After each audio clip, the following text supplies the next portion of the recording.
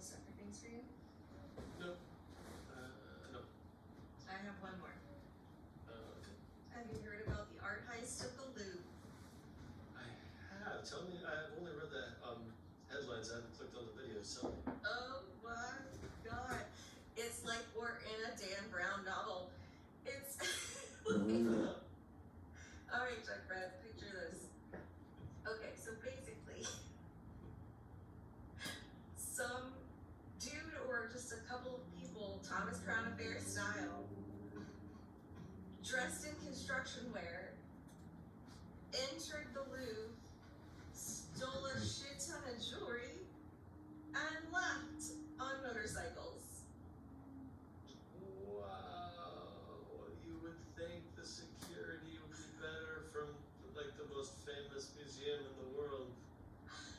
This is the conundrum, Jack Brett. Like, how could this very easy movie plot have happened? I almost want to say, the conspiracy theorist just wants to come out. Let her in. I almost guarantee you that the Louvre gets so much more in advertising press dollars from this that they might have done it themselves.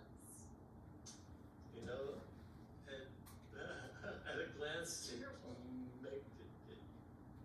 makes sense. It's terrible. That is a felony. I'm pretty sure if they ever got caught, that's a felony. It's like fraud, right? Like insurance fraud and waste of police time and something. It's gotta be something. I guess I would want to know if tourism has been down lately, if the Louvre was somehow in danger of closing its doors, Or it might not have to be like a keep the last ditch effort to keep it open. It could just be a we have stagnant numbers type thing. Make money go up. yeah. Could be just like a new visionary strategist has taken over. Wants to make a name for himself. Look what I can do, Papa. I don't know. The notion. Bless you for actually trying to poke holes in this, Jack Brett. I fully understand it's totally ridiculous, but I love this thought exercise anyway. Yeah. And I mean, it's not like all that, like, stranger things have happened. Like, from an Occam's razor perspective, I'm looking for a simpler answer than yours, but that's on me to find one. Before I forget, what it reminds me of is like, I have to make sure, I have to fact check. Reminds me of the Thomas Crown Affair. I saw that movie with just the once. I enjoyed it. Yeah, it was good. Should put that on the list. It's a fun one. Yeah. Wait, is that the one with Woody Harrelson too? No. Yes. Okay. Wait. It is? I know. It's either Woody Harrelson or the guy I get confused for Woody Harrelson all the time. Oh, Dennis Leary? It's Dennis Leary. Yeah. Yeah, Dennis Leary. When's the last time you heard that man's name? Not in a while. It's been a minute. I can look that dude up, see what he's been up to. Probably just chilling. Yeah. Why not? Why not? Action item. Look up Dennis Figure out Leary. what's up with Dennis Leary. But anyways, I love that movie. I would watch it. I would watch it almost any time that someone wanted me to watch it. Wow, that makes the list, huh? Interesting.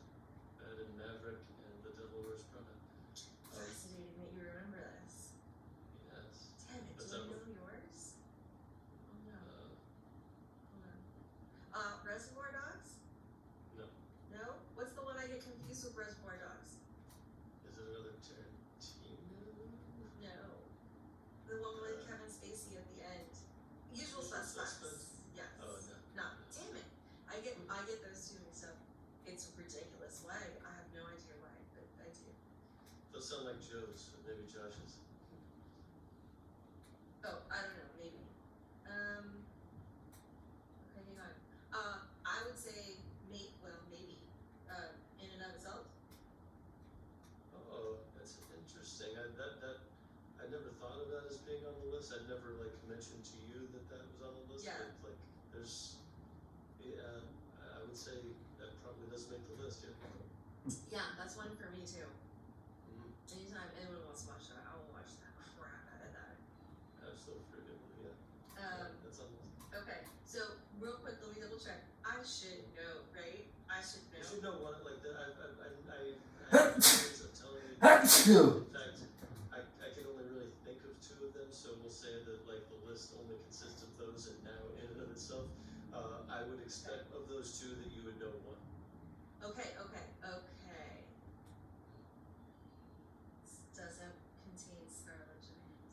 If it's not Star Wars related, it's not Star Trek related, it's not Marvel related. It's probably super artsy or some sort of make you think movie of some kind. Unless it is also The Devil Wears Prada. I don't think that's true. Okay. Hold on. This is how we're gonna narrow it down. Okay. If you're willing to play this game with me, we don't have to. We could do a 20 question style. Yes, let's do 20 questions real quick. Okay. Before I forget, I wanted to like get in the quick anecdote about like how Leonardo da Vinci, what do we think of as like his masterpiece? Ms. Lisa? Yes. And do you know why we think of that as his masterpiece? Let's see, real quick.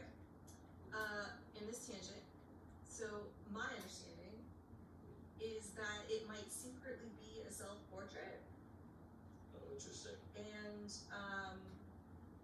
that's what the smile is indicating, and that also I think he was buried with the original, with the image of the inspiration or the image of the model Oh, that interesting. that he had for the Mona Lisa. He's buried with it, and people whisper about it being a picture of himself. Interesting. Okay, so like from what I understand, that is not the reason it's considered. That's not the reason. That's like the Da Vinci that we always think of when we think like name a Da Vinci painting. Oh, It's actually because it was stolen. In it was fact, stolen. yeah, like I mean, it was returned eventually, but like it was stolen from I don't know where it was being kept, but like around the time that like the newspapers were just like gaining wide circulation, and there were like pictures in newspapers. There was a picture of the Mona Lisa in like every newspaper all around, and like it just like the image of it, like at the time the painting wasn't even considered one of his better paintings. Like it was nowhere near his like masterpiece. It was like just kind of not even on the radar, but then it got stolen, and suddenly it's like it becomes the face of European like Western art for like hundreds of years to come, and so like that I think may support your theory vis-a-vis the inside job on the Louvre. All I'm saying. I mean, it's also way smaller than you think it'd be. I heard, yeah. Yeah, underwhelming, significantly. This just makes me feel more like the Louvre has done it again. Like, yeah, and also maybe they did that so that they could become famous because they own the Mona Lisa. I don't know. Who knows? You know, How'd they recover it? I don't know. Yeah, I don't know how it ever got returned, but Actually, I don't. it was probably actually perplexing that shit right now. Where was the Mona Lisa stolen from? The Mona Lisa was stolen from the Louvre, and Paris, France, on August 21st, 1911, by an Italian painter and handyman named Vincenzo Peruggi. Details of the theft. At the time the Mona Lisa was displayed at the Salon of the Louvre, a gallery dedicated to Renaissance art. Perugia who previously worked at the museum, entered the building disguised in a worker's uniform and hid overnight in a storage closet. The following morning, with a few guards on duty, he removed the painting from its frame, wrapped it in white cloth, and exited the building through a service door. A plumber even helped him unlock it, mistaking him for another employee. I mean, this sounds oddly reminiscent of what is just, now like, it could be that the first one was real, Yeah. and this time they're just like, you know, how did they do it back then? Let's just stage a bit. I mean, we know it can happen, we know it has happened, like, it's an easy sell. Oh my god. Oh my god. If that's the case, they better come out right super soon and say it was a PR stunt, because Oh shit. Yeah, I mean, like, I imagine, well, I don't know how good investigative tech, I mean, yeah, I imagine, like, unless security cameras at Interpol the is Louvre. in on it and they're actually not like investigating anything, and you're not wasting taxpayer dollars, then it is totally fine. I think no harm, no foul, publicity stunt. Okay. I mean, But if you're still, if but you're like, wasting taxpayer dollars, though, grumps. well, Although it's sure. terrorists, I don't give shit about. But, but you know, if you lived there and you were paying taxes there, you might feel like, yeah. That is how I would feel, but I'd be in a totally different culture. I don't know how the culture generally feels about this. But you can go back to your 20 questions for like, or like, unless you like, we can keep talking about this. This is very fascinating. I know. So okay, so now we need to make a Dan Brown-esque novel story about the Louvre and Mona Lisa origins, and the Louvre wasn't famous until Mona Lisa got there, and they staged the whole thing so that they would get publicity, and then it was somehow miraculously returned or recovered, and now it's under the biggest lock and key anyone has ever fucking seen, and it's a tourist trap. It is highly possible they manufactured a tourist trap. And if so, super brilliant, honestly. But terrible.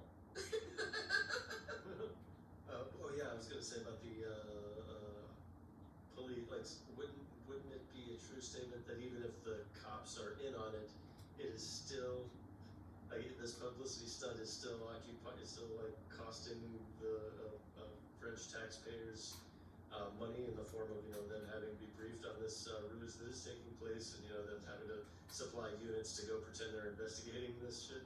Sure.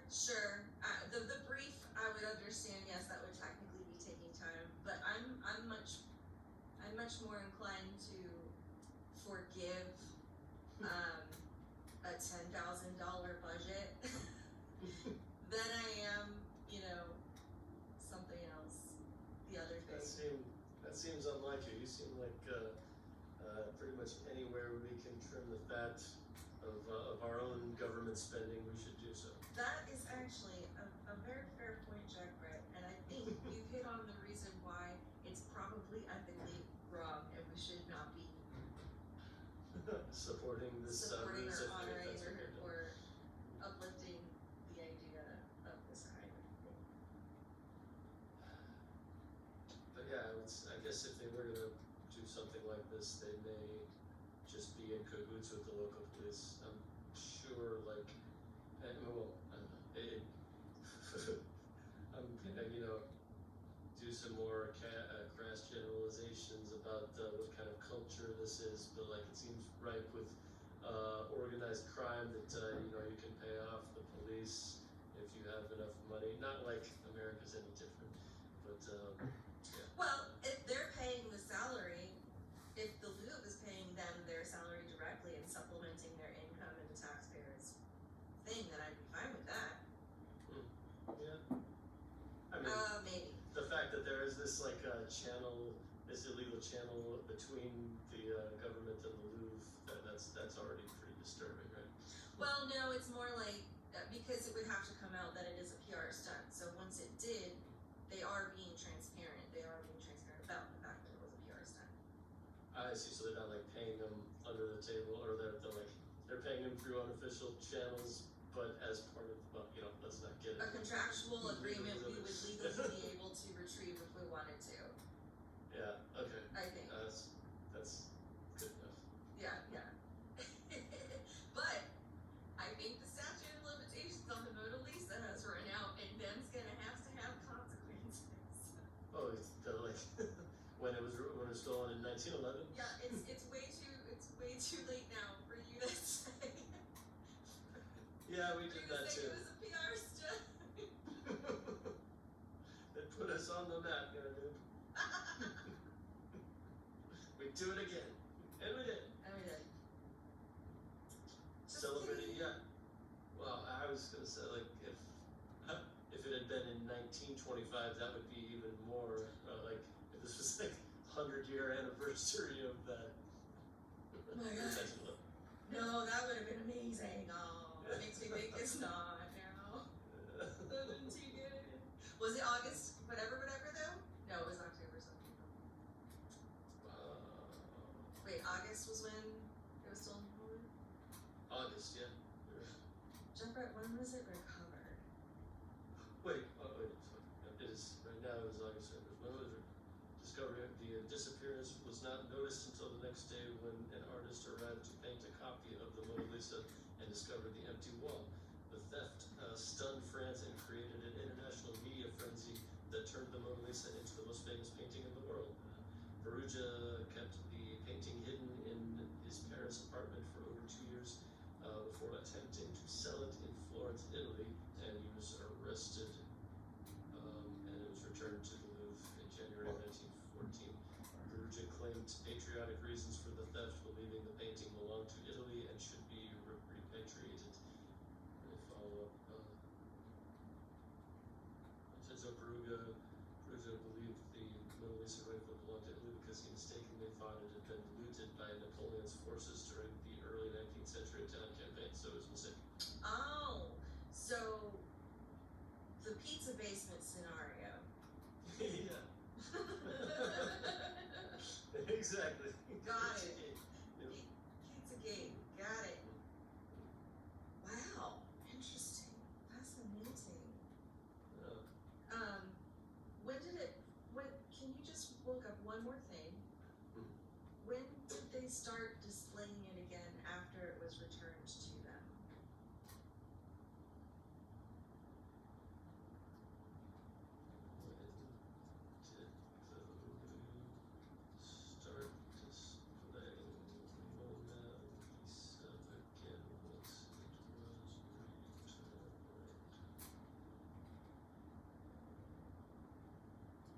Mona Lisa was returned to the Louvre and put back on display on January 4th, 1914, following its recovery in Florence in December 1913. Really? They put it back on display almost immediately. Why wouldn't they? Wouldn't you think you would need to do a whole shit ton of like checks and balances on your painting to make sure everything, like there was no damage done, or like wouldn't you need to like analyze the crap out of it and make sure it's still the painting first of all, and then also like has anything gotten damaged? Like do we need to do any repairs or whatever? Like wouldn't you have to take time to do that? I'm sure they did take the time to do that. I mean, like, if this Perugia guy was thinking he was going to get a buck for it in Florence, he probably kept it pretty well preserved. It was probably in decent shape when they recovered it. But like even so, they probably did like go do rounds of experts. But I would also understand they'd be motivated to display the painting that has just put them on the map and become the face of Western art. You know, like a grand reopening. Coupon deal for family sizes of 12 or more, and cash grabby, mine. Except check Brett. Wouldn't it make more sense for really thinking about it? Wouldn't it make more sense if they immediately put on display the Mona Lisa the painter had copied once they got it back? They put that painting on display while they do all the other things and checks and balances, right? And then maybe what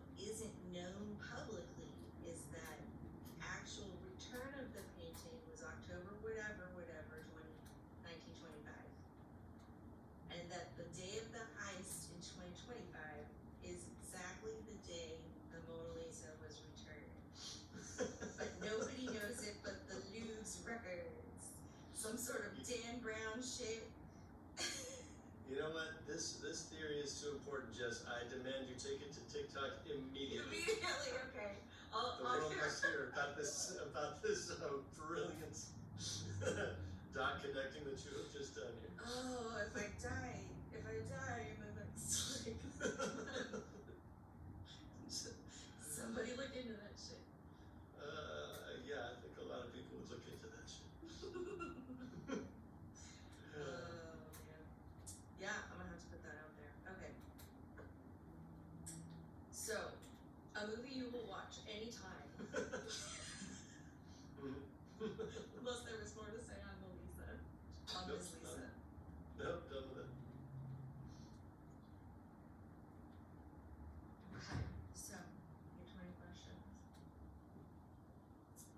And my first one is gonna be about genre, but it can only be a yes or no question. So I'm gonna say, well, first of all, actually I should double check. Before we even start the questions, because I think this is a clarifying question, but if it's not, let me know, we'll count it. Okay. Are we talking about movies specifically, or are we including any media, entertainment, like shows and whatnot? Movies. Movies only, okay. Just, I think that's a good clarifying question, that's fine. My prequel question.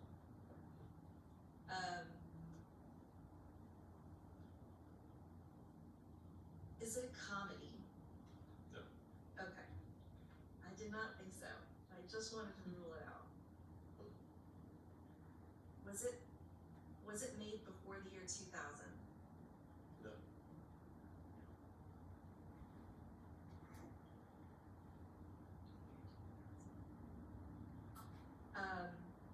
But I did think of another one that you probably would know, but but the one, yeah, these answers that I'm giving are relevant to The one I should know. The one I should know. well, there's actually, so now I can think of a total of 4, including in and of itself 2 of which I would think you would know, but the one that you're, I think You know which one I'm going for, right? Or are you trying to like decide if you should answer separately for both of them? your second question is the first one that would have a different answer depending on which one I was talking about. So like that, the one that just popped into my head is ruled out by that question. Got it, okay. So after the year 2000, not a comedy.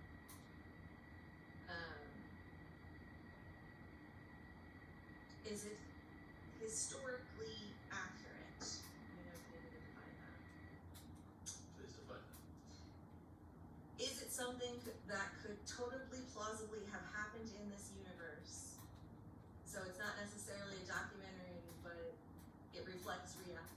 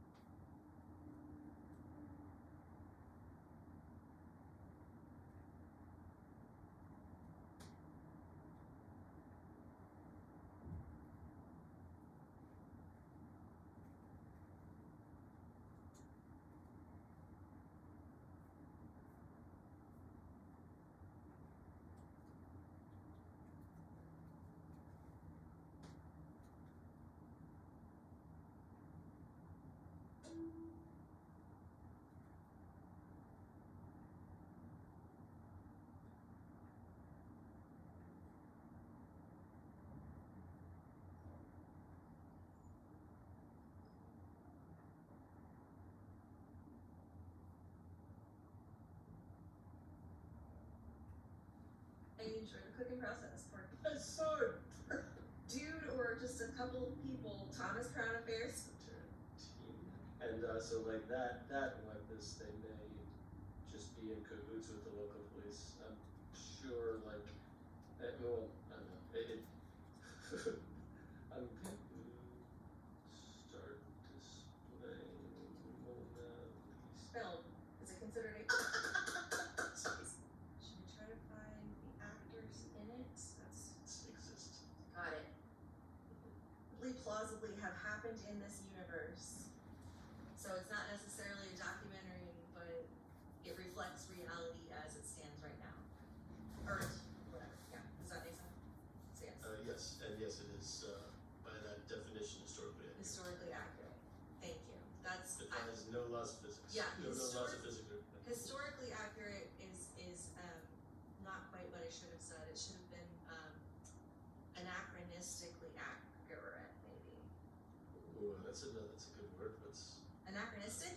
I used like, it in a sentence for the first time since I learned it properly. I'm so excited for myself. yeah, I'm so proud of you. Belonging or appropriate to a period other than that being portrayed in actors. Mm-hmm. So, Yes, Oh, yes, like okay, a so Starbucks not cup on the anachronistic. set of Game of Thrones is anachronistic. yes, okay, yeah. It obeys all known laws of physics, and no anachronistic elements exist. Got it. 4. Is it a horror film? Is it considered a horror film? No. And this is how you do it. Just to go ahead and equip a Korok leaf. If you chop down some trees, even right in the first world where you wake up, those trees there. Oh, I got it. I figured it out all on my own. Huzzah, huzzah, huzzah. Oh, great for me. Now I just need to figure out the title. I can see it in my brain. You can't handle the truth. You can't handle the truth. And that's how you get to other places in the game. Oh. That's the other one that just That's the popped other up. one that popped into your head, yes. I know that one. Yeah. Damn it, okay, because you're right, that was before the year 2000. But, I remember that one. Huzzah. Good job. Okay, turning on to the second version. Or the first version. Yeah. Okay. Which happened to be like chronologically the second one. Alright, just to recap.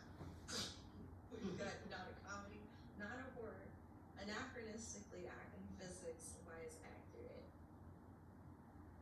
Okay. Did I have a fourth one?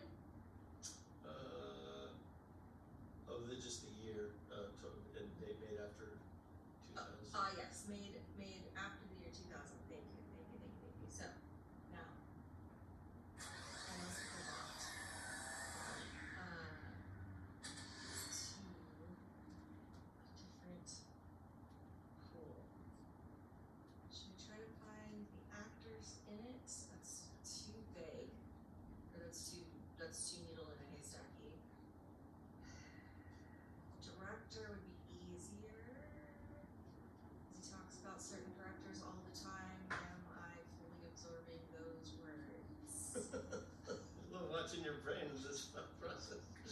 Let me think about directors. Okay. Directors you like.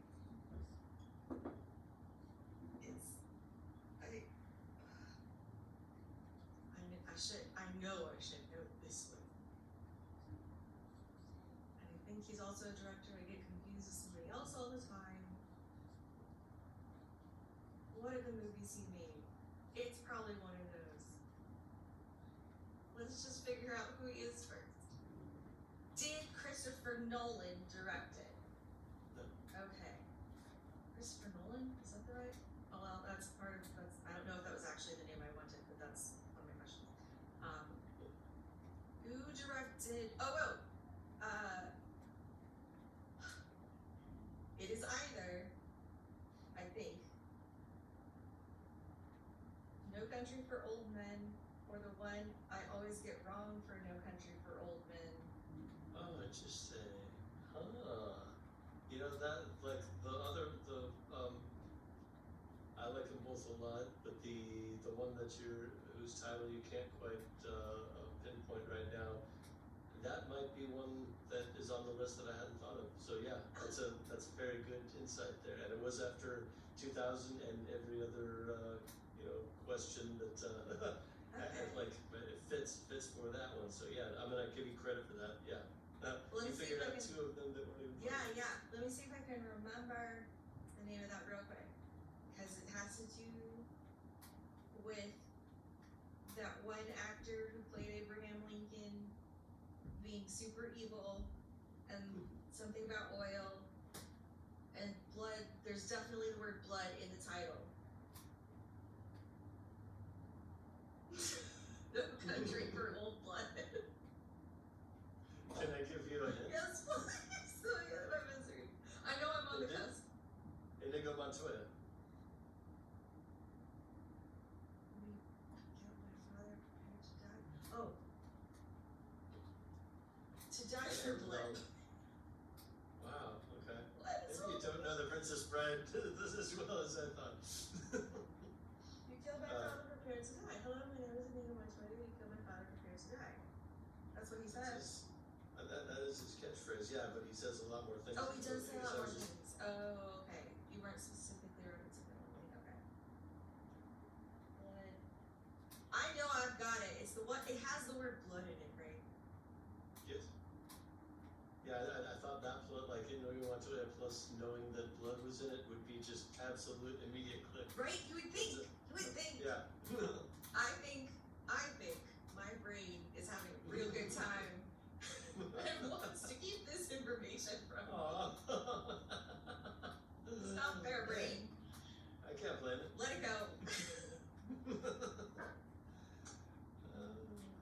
Let over. Oh. Nope, nope, nope. It ends in the word blood. I think. Okay. Something blood. No, blood something. Oh shit. There will be blood. Yes! Yes. Okay. Got it. Love it. Okay. So that is one on your list that you will watch anytime anyone will ask you to. But it is not the one we are currently searching for on our list of Yeah. to watch. Yep. Okay. Okay. Then. Did I already ask if it was done by the director who did There Will Be Blood? No, it is not by actor, same director. Okay. Alright. What's the director? Did I ask if he directed The Lobster? I don't think you did. That'd be Yorgos Lanthimos or something, same dude that did the Favorite and the Disturbing One, Poor Things. But no, it's not by that one. And if I had a word to describe his films, it would be unsettling. Okay. I do enjoy. I do appreciate the sort of art that he brings to the table, but I don't think anything he's done is something I would watch more than once by myself and then again with you. Got No it. way I would be up for watching his movie at any time. Got it. No. Got it. Okay. Yeah. So, that was 7.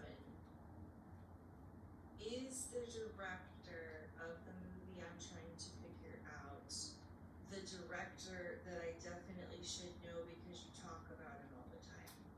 No. Thank A very good God. question, by the way. Okay. Yeah, I'm really glad that you I almost wanted to say, you're really going down a bad No, path. don't looking tell at it the to me. director. I want to try. Okay, good. Yeah. I'll get there. Okay. Yeah. Stop going down that path. Okay. So, movie Jack will watch literally anytime. I don't know why the word Dave popped into my head because that is a fantastic movie that I actually will watch anytime anybody wants me to watch it. I love that movie. I keep forgetting about that movie. Really? You know what Dave is, right? You'll have to remind me of who's in that. Is that Michael Douglas? No, it's oh god. That guy that did In and Out. In and Out. Yeah. And among many other things. He's the founder of the burger place in California. No, the movie In and Out. Kevin Kline. Oh, yeah, I don't think I've seen. Okay. It sounds very familiar. I'm sure I've seen it. It's not written by Aaron Sorkin, is it? No, that's the American President of Yeah, which that's- has Yeah, this one's a little more down to earth and wholesome. It's a thing where the real president has a heart attack, and the government hires a lookalike to pretend to be the president.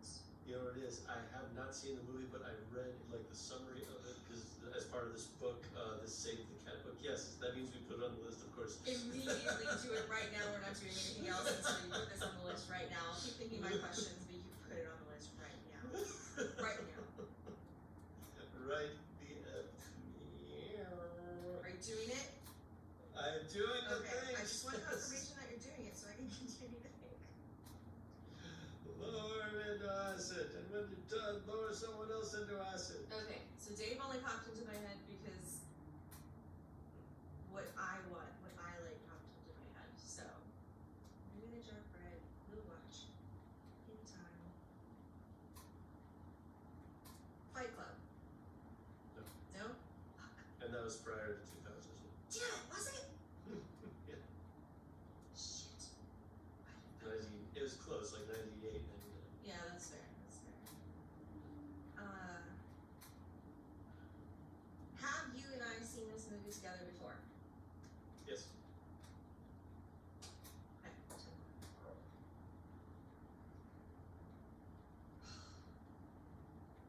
This is gonna hurt if the answer is yes. Did we see it together in a theater? Yes. Damn it! Drive? Yes. Yes! Oh, perfect. Thank God. We need to put Drive on the list because I haven't seen it in a hot minute. Haven't you? No. Well, I mean, you know, like the very nature of this game is I could watch it anytime, day or That's night. what I'm saying. We have to put it on the list. It's worthy of Yeah. putting it on the list because I would be interested in seeing it again. It's been too long. Excellent. Perfect. Ah, boom. Dave. 3 of them. Bitches. Wow, now I want to, like, if there's any of yours that are not on the table, I want to guess them. Oh, what are the ones you know? I know Devil Wears Prada, I know Dave, I know Maverick, and in and of itself, Yeah. What's your 5th one that you don't expect me to know? The Last Waltz, and that is actually, it is by a director I like, but it's an uncharacteristic one. It's by Martin Scorsese. Oh, Um, oh, Yeah, but it's a rockumentary. It's like, it's not even a fictional movie, it's like the band, no one is the band, it's like their final concert, and they have a bunch of artists that I really like Neil Young and Joni Mitchell, Eric Clapton. got it. Yeah. I can think of one that I will watch anytime, anywhere, if anyone else wants to, that you haven't said. That you should, that I think you should know. Really? Okay. Alright. If when you guess it, you don't think you should have known, I would like you to explain why, but I'm open to possibility. Interesting, okay. Is it a comedy? I would say yes. Is it multiple genre, you say? Yeah. Okay. Was it made prior to 2000?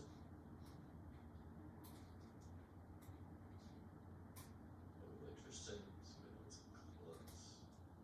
No.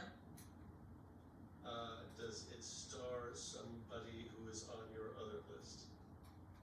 Oh, no. Okay. God, I really thought I had it there for a second. But now I'm curious what you were thinking. I was thinking either The Matrix or John Wick. Oh, I gotcha.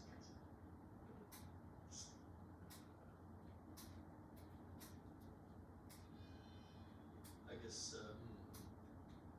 yeah, that wouldn't have been post 2000, but like if it was Gary Oldman, I would have said the vampire one. Dracula? Yes. Bram Stoker's Dracula, there it is.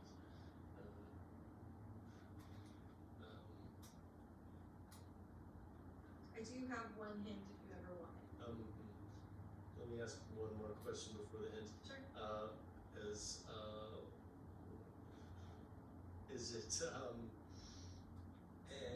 Is it non-anachronistic and comply with laws of the known universe, the thing that we came up with for that.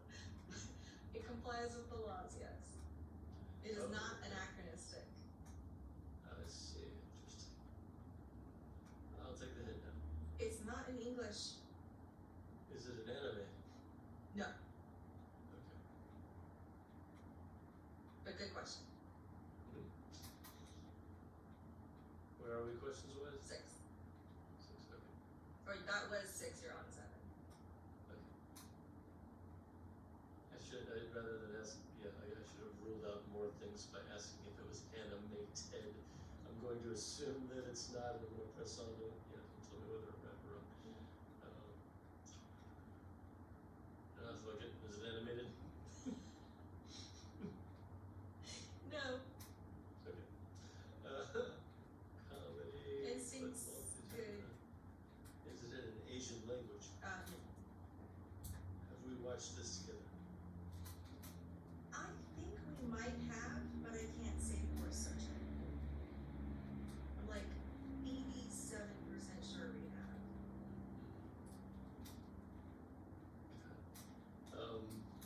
Is it in Spanish? No.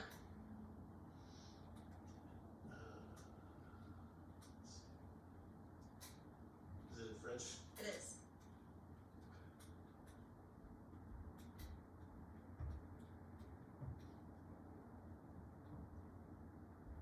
You're not just Googling French films made around the year 2000, are you? No, I was literally Okay. I was doing a specific film. I don't know Okay, if that's that's against the fine. rules or not. That's not against the rules. You can't just actually Google that, though. No, I'm not just Googling French That films. didn't make you. I was Googling this film to see if it was French, and now I'm going to rule it out or in by asking, was it made between 2000 and 2005? It was. Emily? Yes, Amelie. Emily, sorry, yeah. I do not think we've watched it together. Really? Yeah, I'm pretty sure we haven't. Well, I have memories of seeing it just the once. I remember us discussing the scene, where like her father is a doctor, and she wants to be touched by him, and so her heartbeat increases whenever like he comes close to him, to her with the stethoscope, and I don't know. I thought I have a memory of you like not remembering that scene, but thinking, I like that movie. I should watch it again or something. Interesting, because I feel like the evidence that made in my brain that made me think we had was that I had tried to get Joe to watch it with me, and either he didn't want to or it wasn't. Usually, if Joe doesn't want to watch something with me, then I ask you if you would like to watch it. See, well, But maybe not. I don't have a memory of watching that with you, and I usually have the better memory between You the do. two of That us. is true. But that doesn't mean it is impeccable. There are things that like we have done and seen that I do not remember. Well, even if that's the case, and we can't come to a consensus, then I would say instead of in 12, you got it in 11. Oh yeah. Well, I will take that as a badge of honor. That's fun. Yeah, I forget about that movie a lot for some reason, but when I see it on the screen, like pop up as like an option or something, or if I see the DVD in the cabinet or something, I'm like, oh yeah, I love that movie. So it gives the warm fuzzy. Warm, fuzzy feel. Yeah, that's fun. Yeah. So to recap, Let's recap. you've got your Amelie, you've got your Devil Wears Prada, Maverick. Which one am I missing? Dave, Dave. it's the one you haven't seen. The one I've not seen. It's, yep. Only read the description of it. So makes sense. If we're going to recap the works, it is A Few Good Men, the There Will Be Blood movie, in and of itself.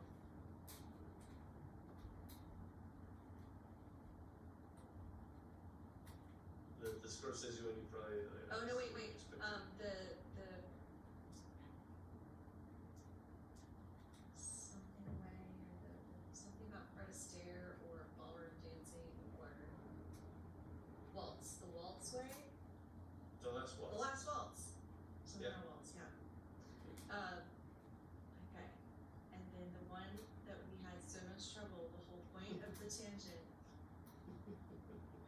The entire point of it was to get to this one.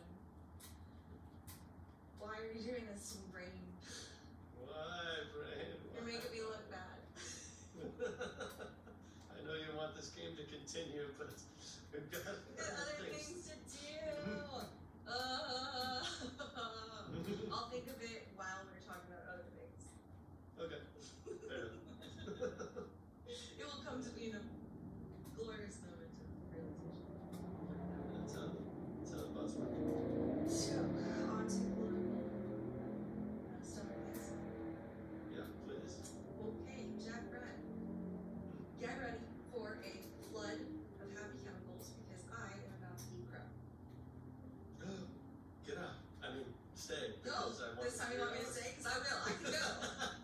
I can leave just right now if you want me to. Is that what? No? Okay. I just know that I just love you so much for doing this.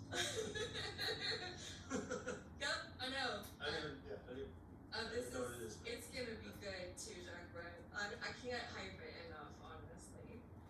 Wow. No, actually, I might be hyping it too much. Let's see. Let me go back to the thing where I found it. Do you remember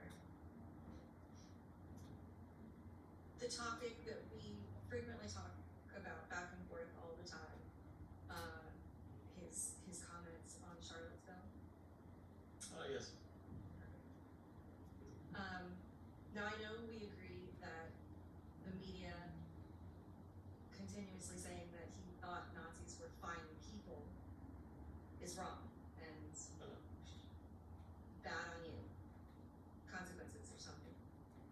Yes. But we do differ on whether or not Trump should have said something specific about the Nazis and whatever in the first address, where he just said we condemn the violent actions and all the things on both sides. He added the on both sides. Now,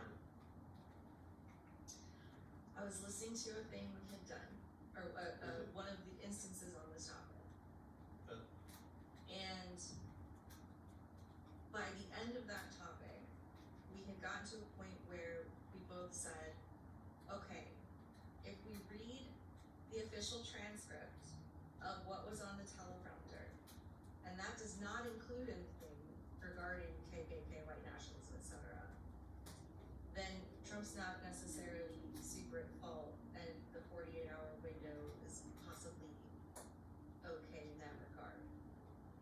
However,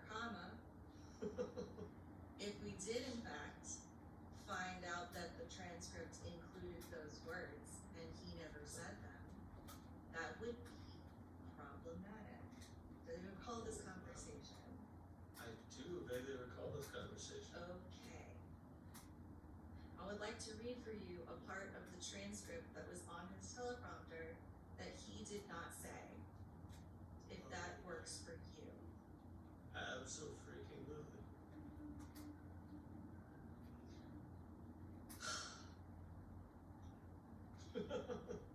Racism is evil, and those who cause violence in its name are criminals and thugs, including the KKK, neo-Nazis, white supremacists, and other hate groups that are repugnant to everything we hold dear as Americans.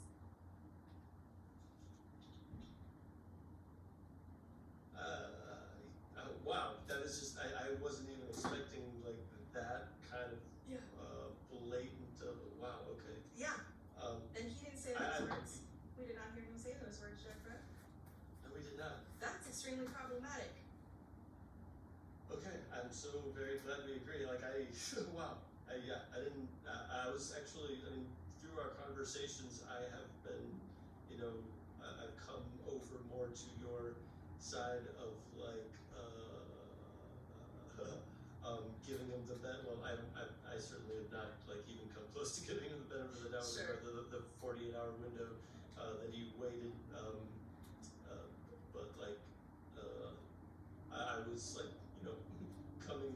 I'm more on your side of like the media ran away with this, and most of what was said by them was more or less horseshit. than I was, you know, at the beginning of our conversations. But yeah, this knowing this really kind of just cements his Yeah. position as a panderer to white supremacists. Yeah. And so here's the thing, Jack Brett. I think the media, what they did take and ran with was the incorrect information, right? They keep citing the very fine people comment. He's saying neo-Nazis are very fine people, and then he immediately says that it's not about very fine people. That's not the story, because that's the straw man. Yeah. What the story is that it was explicitly written in his script, and he omitted it. Yeah, That's that the is story. problematic AF, And especially given the language that the reason he omitted it, because somebody asked him why. According to multiple contemporaneous reports, Trump resisted initial staff and Republican pressure to specifically name white nationalist groups, believing his first wording was sufficient and not wanting to alienate parts of his political base. he's a freaking asshole. I mean, So, my official statement on the whole matter is, if it hadn't been in the teleprompter, I give him grace. It was in the teleprompter. He opted not to say it. That's the worst thing to omit from the script that was written for you. Why would you do that? That's super dumb. Like, yeah. that's not okay. That sends a weird message. Please stop doing that. Please, yes, we are in agreement. Please stop it. Yes, like it's like it's right up there with pedophiles in the things that are very, very easy to denounce: white supremacists and pedophiles. Yeah. Easy peasy. They don't even make up that much of your base, my man. Like, I mean, well, in my mind, like the reason that he, I think he sees them as this muscle. Like when it comes to January 6th, that was the case. Whether or not he knew that they were going to be there representing, but like I feel like all of these militant groups that have named him their God King, like he could have pretty reasonably expected they might show up to the fight anytime does a call to arms or like says show up on this date and things will get wild and whatnot like that. But that's not enough to tie him to like having inciting violence. Yeah, the word incitement. It's a stretch. Yeah, and even the Jack Smith indictment did not include like the charge of incitement to violence. Exactly. So is that a healthy dose of dopamine for you? Absolutely, yeah. I mean, it's like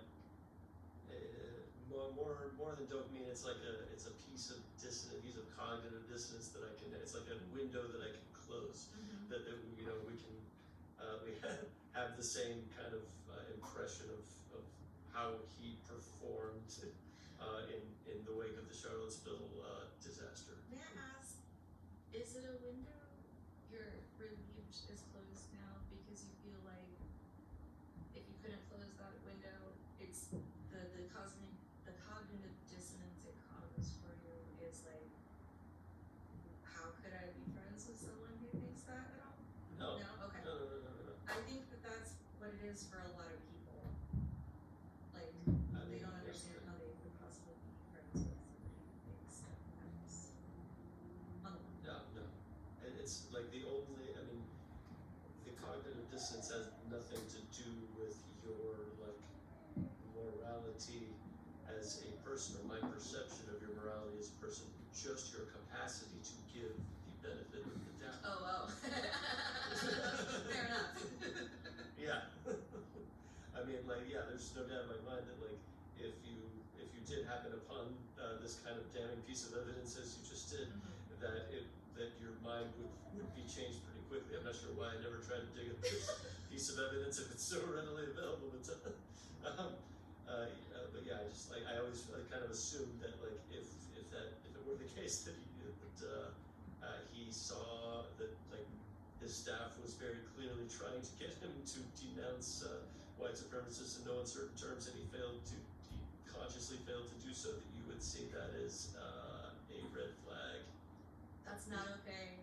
It's really not Not okay, true. man. It's No. really not okay. It's the reason why people keep asking you to denounce things. That's the reason. You're tired of doing it. I mean, you've got the largest megaphone in the world, Literally. Well, yeah, But, figuratively. But like, I still don't understand, like, they're not so big. Oh wait, your whole thing was that it's an army. That's an interesting point. Like, keeping them happy, not because you agree with them or need them to win an election necessarily, because they're gonna vote for you anyways. But that they're muscle. If he ever needs muscle, that's loyal. Because the army you can't count on. The actual yeah, exactly. military you can't count on. I can totally see how it might feel like that's what he's doing with them. Yeah. And that is concerning. It's definitely Yeah. concerning. Especially given the pattern of like of these like ICE and National Guard or ICE like recruitment ads that like offer bonuses, and like they're putting guns in the hands of these inexperienced people. Like, this is all kind of reminiscent of this sort of like independent militia that he's Jack Brad, raising. you know what's interesting? What is interesting? The exact slippery slope that argument lands on is the reason why the people on the right are so protective of the Second Amendment. Because if someone can get away with doing that under our noses, we need to be able to suppress that so that the military has time to step in and do their thing, etc. Like, we need to be able to protect our communities from that kind of thing. And this is the case for having a well-trained militia among the citizenry. Or just the case for allowing semi-automatics to continue to be available and purchasable. Well, I don't see it as because the secret police might have some automatics. I guess I just see like I want to take actions that avoid any standoff between a semi-automatic and another semi-automatic, or a semi-automatic and a non-semi-automatic. Just like anything involving a semi-automatic, I'd rather take off the table. Yeah, but that's handguns. That's just every handgun, every modern handgun. Yeah, I guess I would need to know more about like the specifics. I just like the name that comes up so often is AR-15. Seems to be favored by mass shooters for whatever reason. Yeah, but it's still a one pull, one bullet situation in the AR-15s. But like, there's gotta be some reason why, and we've had this discussion. Gun control isn't really on my agenda for. We don't have to go off on that tangent. That's fine. Yeah. We Okay. can skip that tangent. Yeah, I think we know kind of more or less where the other stands. I think we have the recording of it anyways, but I wanted to cut that in there. Yeah. And it doesn't mean that like if there is an area of disagreement that we should not adjudicate it. They're just Not in the mood for that one That's today. right. Totally understandable. yes. JCPT is what we want it to be. Booyah. Yeah, for sure. We were originally talking about Trump. Oh, the white supremacists and how the feeling that they are like a militia, a loyal militia of some kind. And you pointed out that like that he might actually have a decent like, you know, 2,000 people storming the Capitol with flagpoles isn't really actually going to get the job done if your intention is actually to, you know, overthrow the government. Like, that's obviously not going to do the thing, right? Or do you disagree on that? Oh well. We can all split that for another day.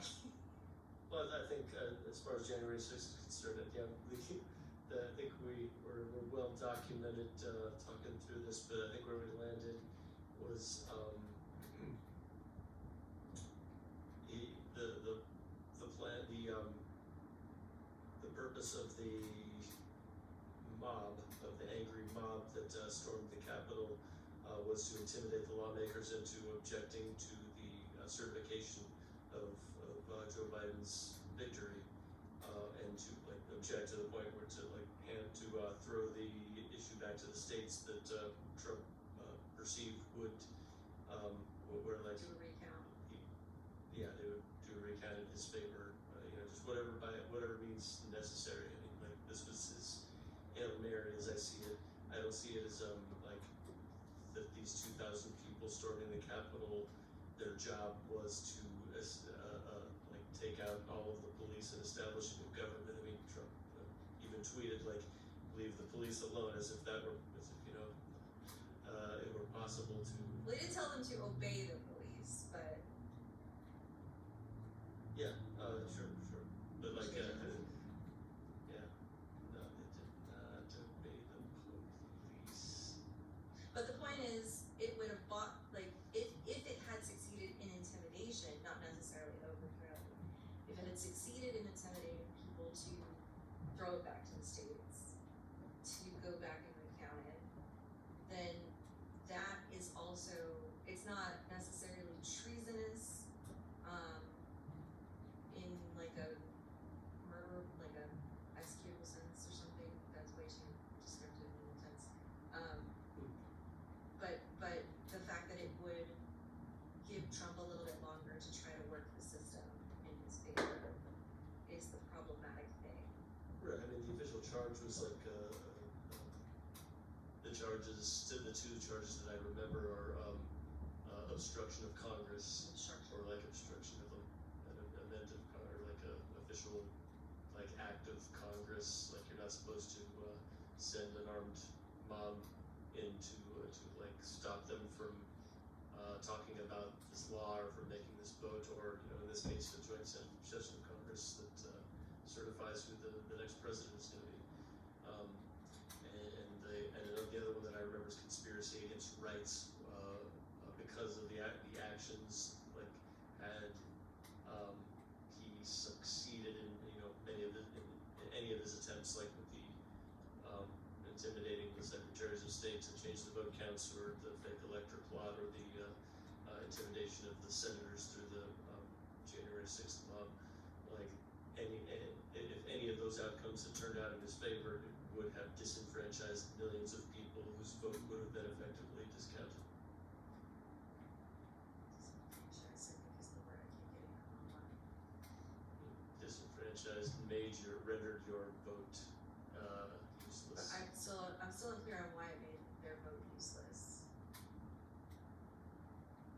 So, like, if like, the free and fair election, the results, were that Biden would be the victor, and then Trump became the victor instead because of this loophole that he exploited through his, either any one of these avenues, it would mean that, like, my vote that, like, for Biden would be rendered useless, because, like, it was just going to turn the way that this guy wanted, no matter how I voted. If it wound up changing the results, yes. If the results came out the Yeah. same. Right. If any of his efforts to change the results had been successful, then so, like, conspiracy against rights is the charge, because, like, if his conspiratorial actions had succeeded, people would have been robbed of rights, of their right to vote and have the vote counted. But I don't see how they would have been robbed of having their right to vote just by having the people interrupt Congress. Like, kicking it back to the states doesn't secure his victory, it just kicks it back to the states. I mean, it creates creates a constitutional crisis situation, that, well, I mean, I think we've discussed Yeah, that, we've discussed constitutional crisis. well, you claim that there would be no constitutional crisis, had January 6th come and gone without, a certified election because we had X number of days to it. And then if by that day we didn't have any, still didn't have anybody, then the Speaker of the House would become the interim president. So that, I guess if that particular avenue, if they just kicked it back to the states through the, January 6th intimidation tactics, if that had been the avenue that succeeded, then, or if he hadn't tried any of the other, avenues and he tried that one and that succeeded, maybe, the actions taken when he tried to intimidate, when he would inevitably try to intimidate the state, level, lawmakers to go his way on these things, maybe that would be, where he would be nailed on, conspiracy against rights, but not necessarily the January 6th activities. Correct. And I would argue that his actions, in the case of the Georgia phone call and, whatever calls with various swing state secretaries of state where he lost, that we do not have on record, those could be actions, those could be shown as evidence of conspiracy against rights, as well as the fake electoral law. The biggest election fraud thing I think is the fake electors. That one is just blatant. It's a doozy. What the I hell? mean, Like everything scale else, I can of- see how it could be argued in court of law as not what it looks like, I guess. If you give, but these actions, any single one of them compared to the actions of any other president in American history in this position, just absolutely freaking off the charts, right? I looked up obstruction of Congress and the charge that is, because I was curious. It's federal crime. It prohibits corruptly interfering with congressional investigations or proceedings. It's a specific form of obstruction of justice, but what does it mean to corruptly interfere is my question What does it now. mean? Well, I'm gonna refill my glass for you. While you do that, okay. Okay, so corruptly, in this case, or determining whether so I asked, how do you know when something has corruptly been interfered with? And you know that when, because it depends on the person's intent and the nature of their actions. So under federal law, the corruptly has a specific legal meaning, born of other judicial rulings and, Department of Justice interpretations, etc. So, acting corruptly means acting with an improper purpose, personally or by influencing another, including making a false or misleading statement, or withholding, concealing, altering, or destroying a document or other information. In other words, the focus is on a wrongful or dishonest motive.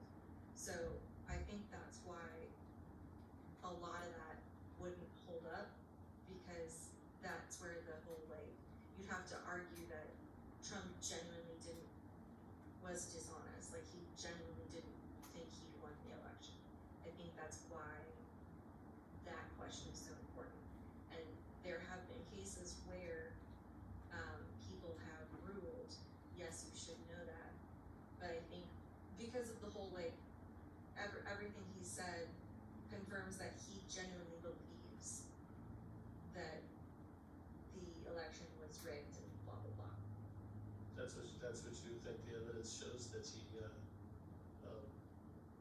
genuinely believed, you think the evidence more supports that he genuinely believed he had won and that there was fraud to be done? Yes, the actual specific evidence that is there, yes, I do. I think that there's ways to interpret that evidence, but you'd have to provide something that you could say, see, this is why we're interpreting it that way. Yeah, and the Jackson indictment is full of those cases where they've tried to, those pieces of data that demonstrate his state of mind, which would not, they demonstrate a state of mind by showing these things, these actions that, like, examples of which I cannot think of at this time, but actions that would just make no sense if he genuinely believed that there was fraud or that he had actually won the election. But yeah, like, if you want, I can make that an action item to.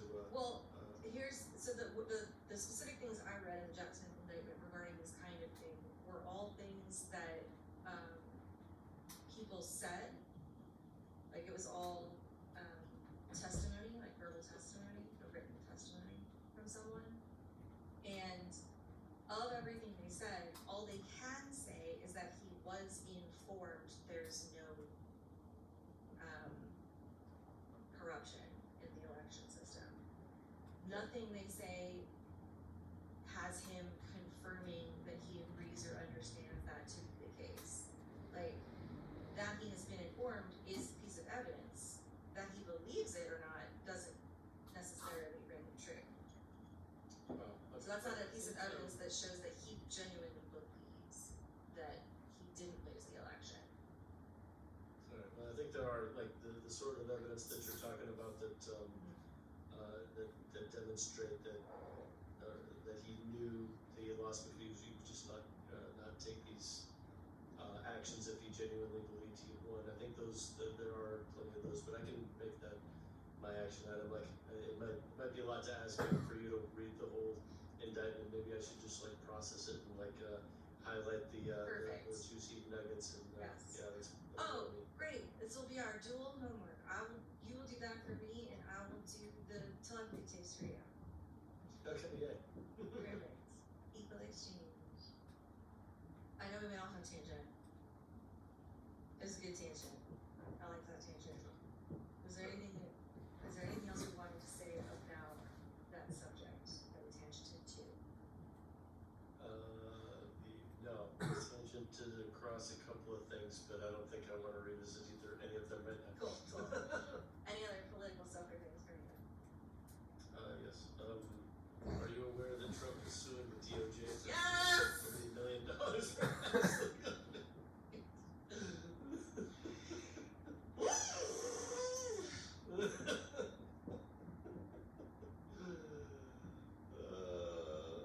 I mean, even this high. I wonder, do you have an opinion on this, Jess? Okay, so I heard the thing, and I said, okay, well, now I need to do at least some immediate due diligence, even not a deep dive. I will need to look at something about this. So he's claiming malicious prosecution for the Mar-a-Lago incident and the Russia investigation incident. So he's saying these were all malicious prosecution and violation of his rights. The unique thing about this is the person deciding whether or not he gets the case heard is his former defense lawyer.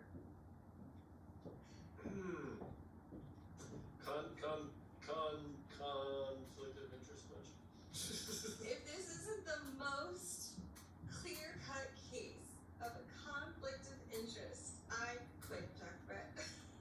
Quit. I feel like it's, well, so somebody like on the fake news media, Andrew Weissman, he's a professor, but often appears as an expert on the fake news media, said it's basically like he's just breaking into Fort Knox and like emptying the gold into his own bank account. Like, it is just such a clear freaking cut, I'm gonna like, my money, grab me, my money.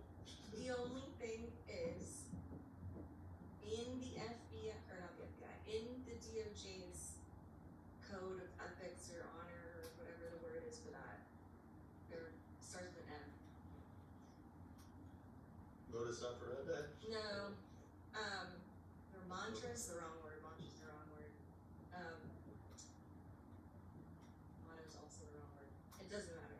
In their whole ethics thingy, in the DOJ. It states, Mission statement? mission statement's closer, that in cases like this, the person should recuse themselves. Mhm. They should. So, I'm gonna need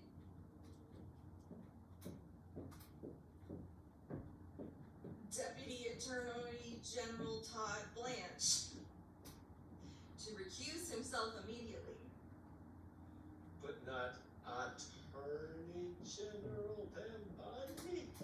Well, yes, also her. Definitely also her. Okay, good, yeah, like, I mean, sure, like, he was his former defense attorney, but she is like, signed off on the, gift of a jumbo jet from the Qatari government and like, Yeah, that is not okay. He needs to recuse himself. Pam Bondi cannot be the one that steps in. So, yeah, no, if you think you have a legitimate claim, Donald Trump, I would like you to present your evidence in court. But the person ruling on the matter cannot possibly be anyone you have picked.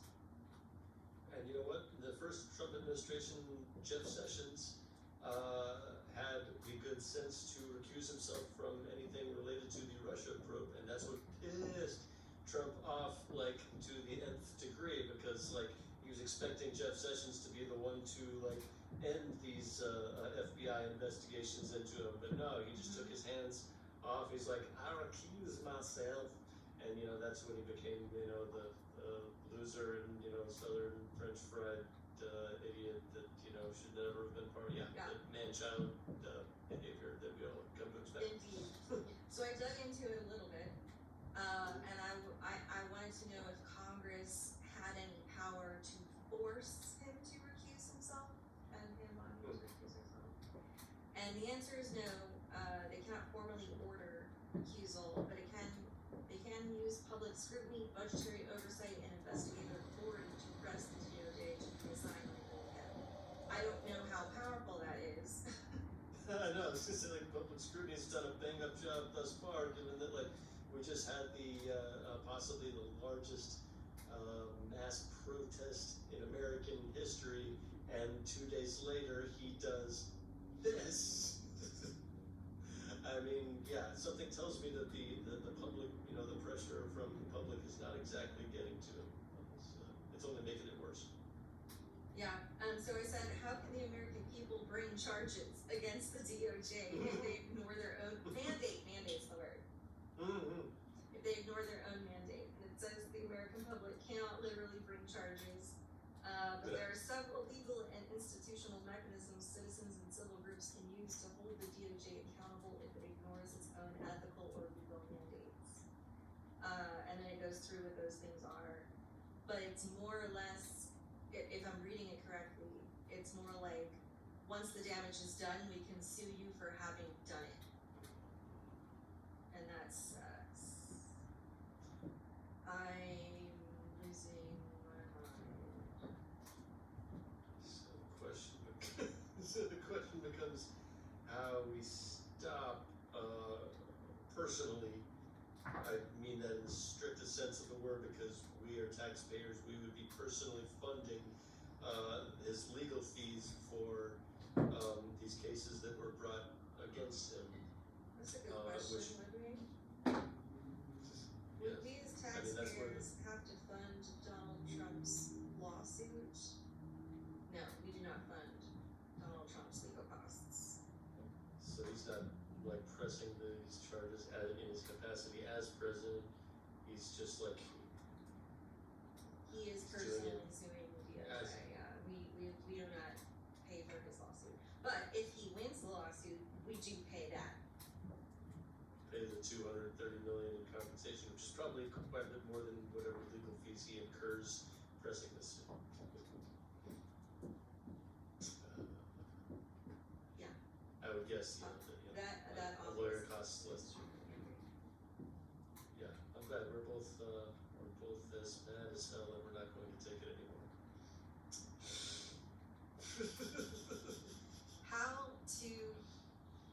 How to get, like, well, I mean, honestly, like, the power of the people has been good so far. Like, it's been the reason people have walked back everything they've walked back. So, like, we need to get on this.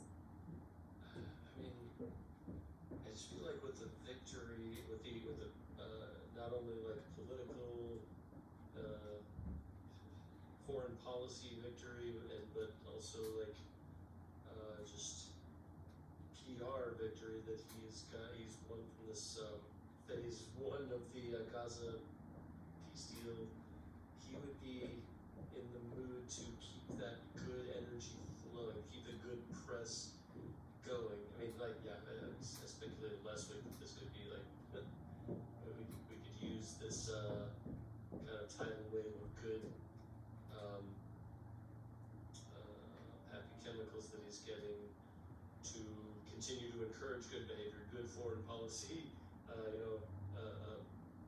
behavior in keeping with, Yeah. American tradition. But he hasn't seemed to stop these actions at home, deploying, as I see it, like, I understand that you perceive the threat against ICE as, and against these like federal properties that have been attacked as a legitimate reason to deploy federal troops. And I could like give that benefit of the doubt if it were like a goldfish memory, if it were not taken with other actions, including like his trying to rewrite history by suggesting that the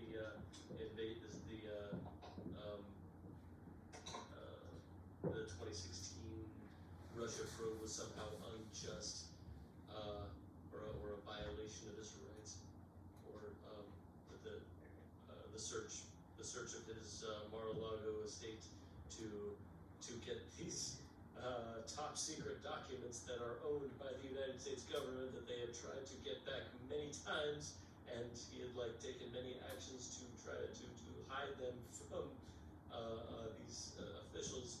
Like, of course, it's national security, my dude. You have, like, of course you're going to be flooded with agents to recover these documents, and like that he didn't like that happened, that it embarrassed him or whatever. He's now suing. He's now like saying I'm president now, so I get compensation.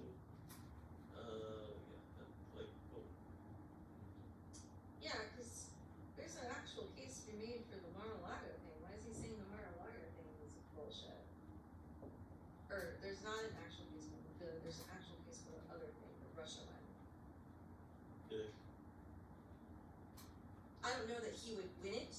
I very much doubt that he would win it, but I think there's at least enough to pull out all the evidence and make an informed decision. I don't think it's gonna go well for him, but We're in agreement on that. Like, yeah. yeah. I don't think it's in his I don't interest think it's in his to draw interest attention to to do any that. of these cases. Malicious prosecution. Okay, hang on. How is the Mar-a-Lago documents case considered malicious prosecution when he absolutely did have top secret documents in a space he wasn't supposed to? Despite clear evidence that Donald Trump had top secret documents at Mar-a-Lago and that those documents were stored in areas not authorized for such materials, his claim of malicious prosecution is a legal argument, not a factual assertion that he was innocent of having the documents. Okay, so what is it then? In his administration claim and possible lawsuit, Trump's legal team alleges that the DOJ's investigation and prosecution specifically, the FBI search of Mar-a-Lago and subsequent charges were not just mistaken, but were motivated by political intent and constituted harassment. Okay, so it's not the fact that he was hiding legal documents, it's the fact that they thought those legal documents were worth sticking the FBI on his house. Okay. I mean, I think like that's open and shut. Like in turn, once you see like that these documents had information about our own assets overseas, that like if their identities were revealed, they could be killed in a very painful way. Like once you take that into account, then like as many agents as you need to recover this information and make sure it's not in an unlocked bathroom where many foreign dignitaries frequented this resort. Sure, but I would think you could argue that being at Mar-a-Lago, it was reasonably protected. Like, with all the security on the president, with all of Trump's personal Mar-a-Lago security, I think it could be argued that it wasn't in any actual danger of that happening.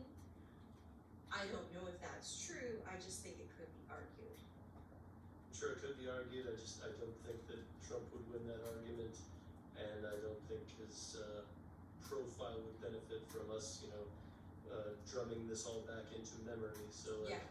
I'm not sure what his end game here is like. It's a distraction from the Epstein files. That's all it is. Oh, yeah. 100%. Okay. That's it. That's all it is. Wow, alright. Yeah. That's my blunt, probably straw man opinion, but there it is. I It mean, buys him another hour long. yeah. Speaking of, did you see that Mike Johnson is now talking about the Biden thing and how like Oh, Biden had it for X amount of years and didn't do anything with it? Like they didn't find any reason to release the files. We found the Oh. same stuff that he did, so like why are you bringing it up now? Kind of thing. no, I didn't hear that. It doesn't surprise me. I feel like he will say whatever the boss man. I think it's a very really good disappointed. point though. Like I think that's actually a decent point because that's why I made it earlier in our Epstein Oh. discussion. Oh, okay. Well, yeah, it's a whataboutistic point though, isn't it? Like it doesn't do anything to say why the people in charge now should not release these files. It does like call into question the ethics of one Joe Biden, but that hardly seems relevant to the question on the table of whether they should be released. Well, they're making the exact same claim. They're saying they're making the exact same claim Joe Biden made for not releasing the Epstein files, and that's it. So like, Oh, so they're saying Joe Biden had it right. yeah, they're saying Joe Biden had it right. We checked, he had it right. Oh, I see. Okay. So like, In that case, that's still like the equivalent. That's still the equivalent of a whataboutism. That's but Billy's mom is letting him do it. well, I do think. Why should we? Why should we believe? Totally understand. I think objectively, the fact that the Biden administration had those documents and didn't do anything with it, or what they did do with it was to say that they didn't have enough evidence to convict anyone. If that were actually not the case, and there was stuff in there that they absolutely could convict people on, it is wholly unethical and irresponsible that they did so. And so it's not really a whataboutism, it's more, or it feels less about a whataboutism for me and more of a like, if that's true, that's highly problematic. Like it's almost like a point in the direction of there's actually nothing in these files. Because if there was, the Biden administration would have released it. I feel like we could be fairly certain that they would have. Or do you not think so? Well, I think that the actions that the Trump administration, that Trump and his cabinet have taken to keep these things secret, do not speak to a mission, modus operandi, was that mantra? No, you said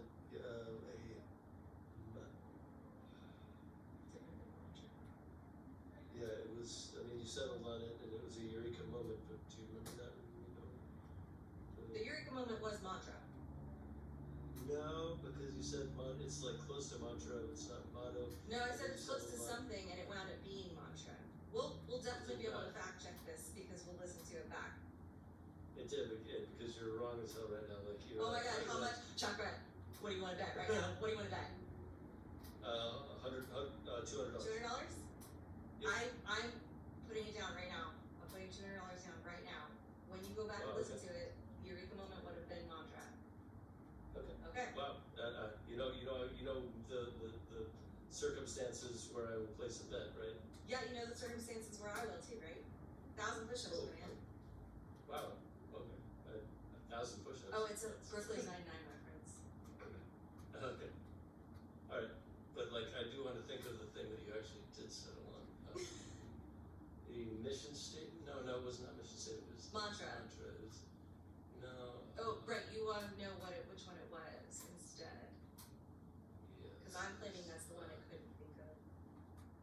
Are we just trying to remember your? Yeah, we can move on Okay. from that, like, so. So whatever it um, was, we'll just call it the mantra. And I don't even remember what I was. Oh, the FBI's mantra and something, what we're talking about. Right, and I started launching into, I think, the actions that the Trump administration has taken to conceal, to like prevent the release of these documents does not speak to a modus operandi of transparency or of like justice for the Epstein victims. If you want to show yourself as, you know, the good example, then I would say that, I mean, yeah. Here's the problem though, Jeffrey.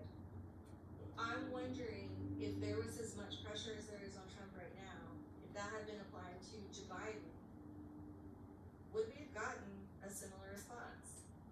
Is my That's only a very question. good- I think that's a fair question to ask. We can't know that because they didn't release anything. Right. And we assume they're good people, and if there was something to release, they would have done so. Do we agree on that? Who the hell who assumes they're good? I agree with everything, but assuming that they're good people, like, A lot of They people actually knew rely that on Joe- leftist politicians. it's just they knew that Joe Biden was mentally incapacitated for a long time and kept it a secret. He did not do right by his country by staying in the race, Oh, no, by absolutely even not. like opting to run for a second term. I would say that, yeah, like, assuming that he's good people, I do not assume that anymore. I see. Well, yes, so if we're under the pretense that, the Democrats are benevolent in all cases, as it seems like it feels like from the right side anyways, it feels like that's what we're talking about. Which is problematic. Algorithms, that's a whole other discussion. Team sports. Yeah. But I see your point. I see like that as a huge question mark in the Joe Biden legacy, Yeah. one of many. If Um, he'd had this kind of pressure, would he have also pivoted and And if so, then absolutely fuck him and the horse he Fuck him rode and it the on horse he even rode it on. more than he can fuck himself now. absolutely, 1000%. Okay, Yeah.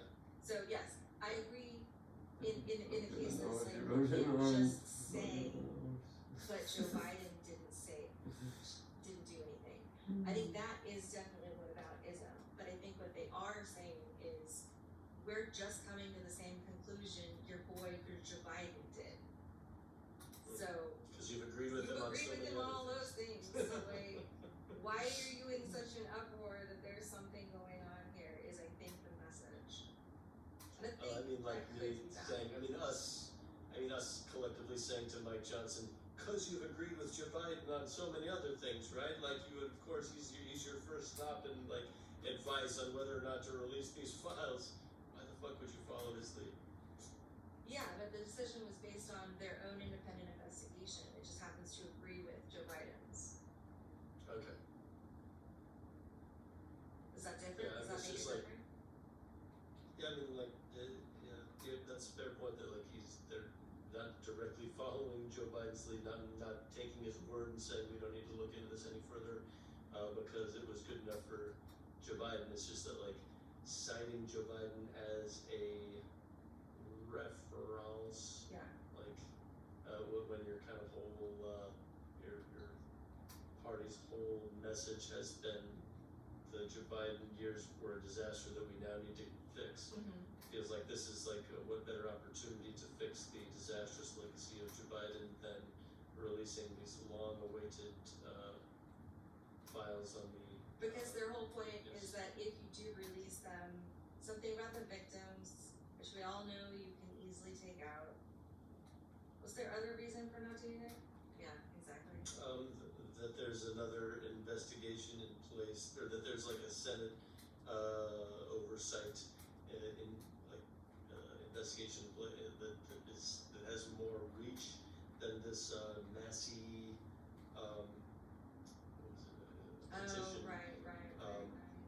like could ever have, and so like why not just so like that's a Wait good for enough their reason to conclusions. I say 4K dose, but Yeah, I mean, if you wanna make the argument that you want an official committee to go through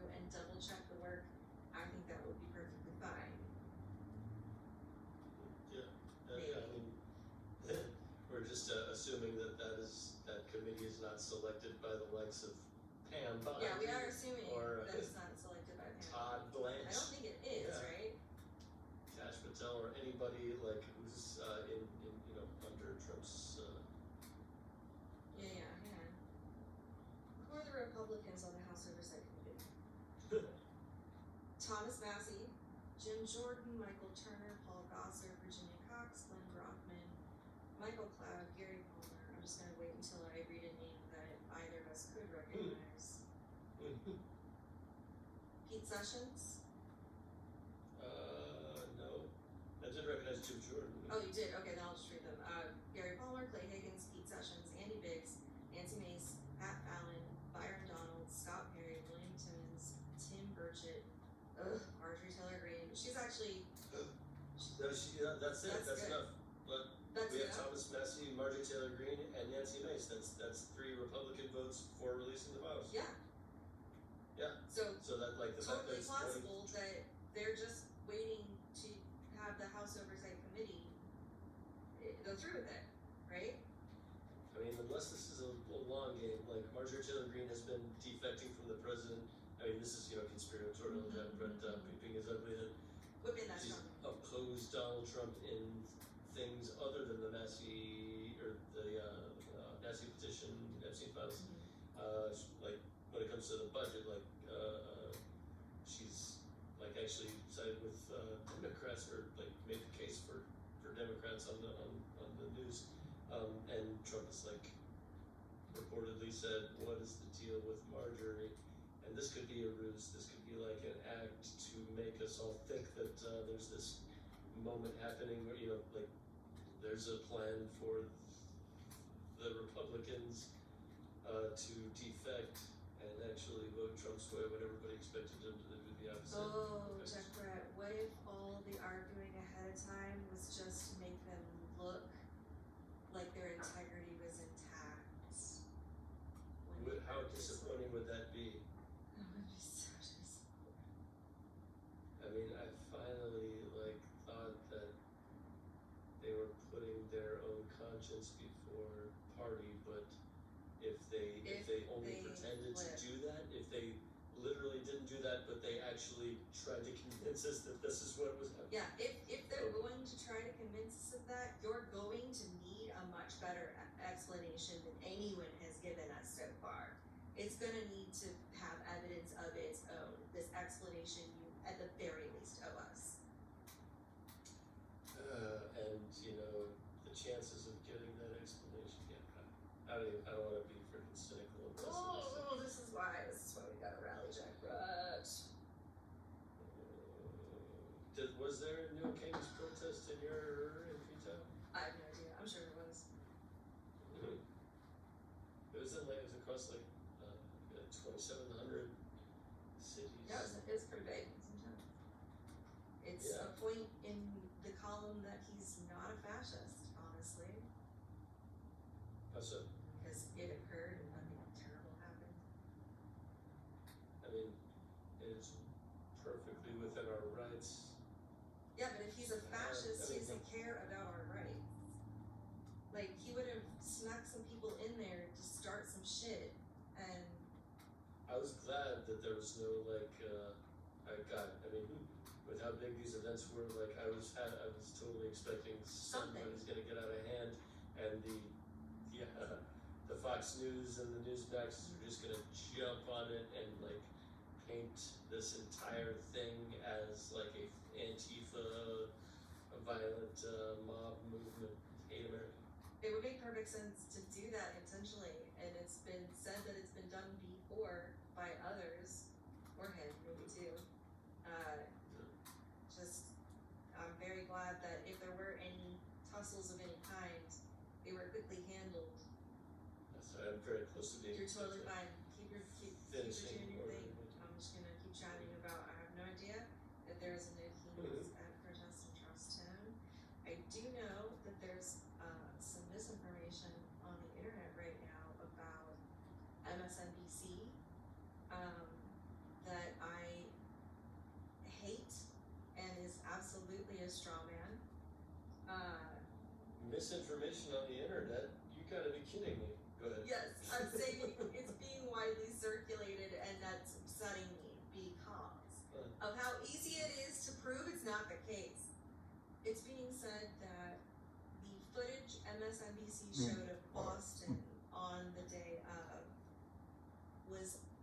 actually from like 2017 or something, and that's not actually how many people were there. And you can tell that it's different footage because the trees are green and not brown and foliage season and all this other stuff. And if you just spare a moment of your time to say, hey, is this real? You will immediately find that it all started from an AI error that Grok misinterpreted. Like, everyone is very clearly saying this, including your side of the things. So let's stop pushing this, please. Especially since it just like gives fuel to the idea that like AIs are going to cause the downfall of humanity. Yeah, that's a whole separate thing, but yeah, definitely. I did read about that I didn't verify that I'm hoping isn't true is something about him in an AI video flying a plane dumping shit on people. Okay, you hope this isn't true that he posted I'm that? so hoping this is not a real thing that happened, but I haven't looked into it because I'm afraid. Jess, I've got some No. bad news. God damn it! God damn it! I mean, just like what have we come to expect from this man? Like, that's one thing I can almost admire about him. He's very what you see is what you get. In any given scenario, if there's an opportunity for him to put on his little bitch hat, he will take that opportunity. It's so embarrassing. Makes me so sad and upset that that's a real thing. Please, please, please, please, please demand more. Demand more from your representative. Yeah, and like the only way, I mean, at least every time in the past the functional democracy has worked as designed. Like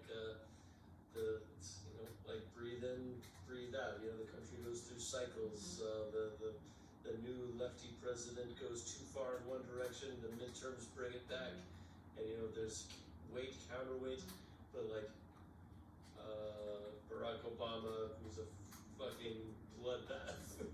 I mean, because just how controversial his presidency was, and like, how much more controversial can you get than going after, like, sending your DOJ after your political enemies, or pardoning people who did violence in your name, or like trying to influence, or like applying federal pressure to change the curriculums of universities, or deploying National Guard troops. Yeah, we have disagreement on the merits of that one. But, And the other one, hey, the yeah, there's university more one, authority. we disagree on.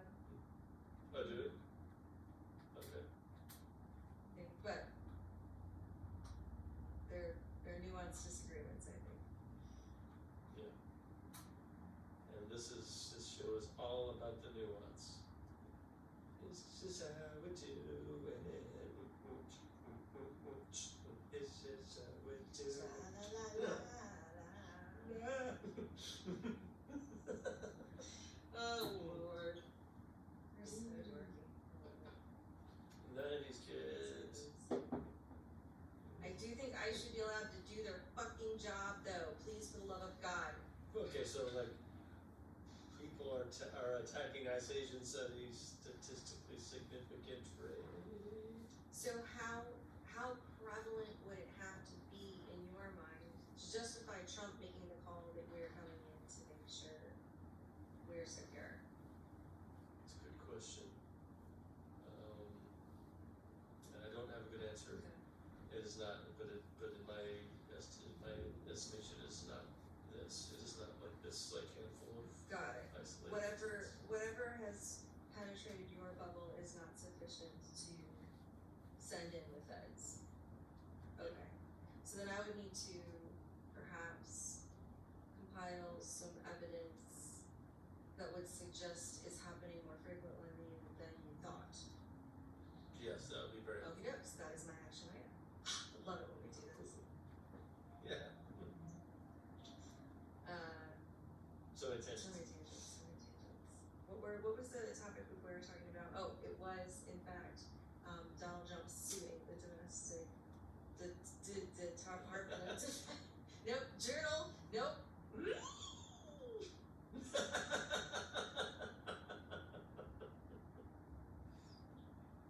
Department of Justice.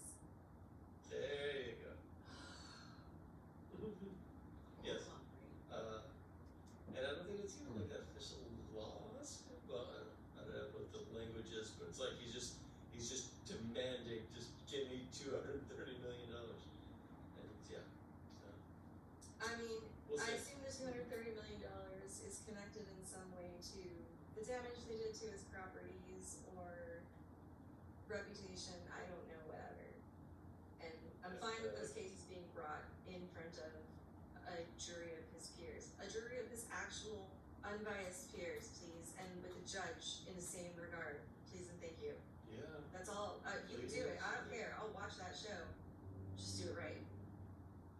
I mean, yeah, the court system is our last line of defense right now. They seem to be the only ones still doing their constitutionally prescribed jobs. So we're leaning on them. We're leaning on the judges and the juries Yes, at this point. please, for the love of God, critical thinking, due diligence, System to that shit. system to that shit, indeed, Jeffrey. System to that shit's gonna be one of the taglines, yes. Ooh, that's good tagline. All still no System stop. to that shit. System to that shit. Yeah. I love it. Do I have any other political stuff or things, unless you had more to say on the thing that you had brought up? Nope, I think we have done that.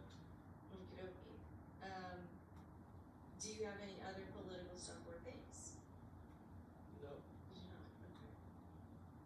not this In time. that case, I would like to propose a question to you. What is your question?